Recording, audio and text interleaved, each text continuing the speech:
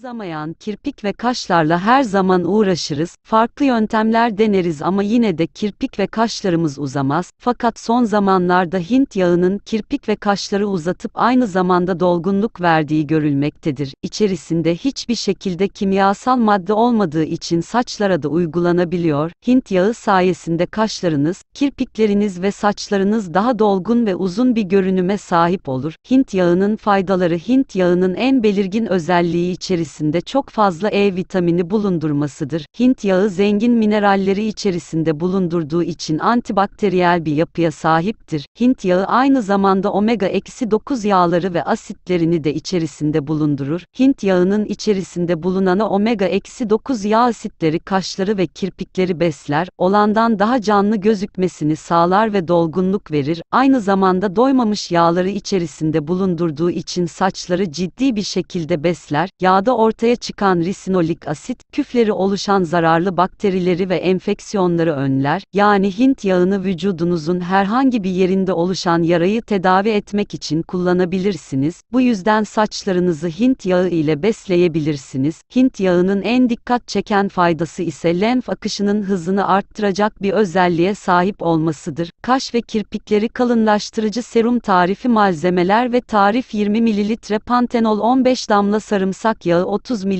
Hint yağı. Bütün malzemeleri bir kapta karıştırın ve eski temizlemiş olduğunuz rimel fırçası ile kaş ve kirpiklerinize uygulayın. Akşam yatmadan önce uygulanacaktır. Bu tarz videoların devamı için beğen butonuna basmayı, kanalımıza abone olmayı ve bildirim zilini açmayı unutmayın lütfen.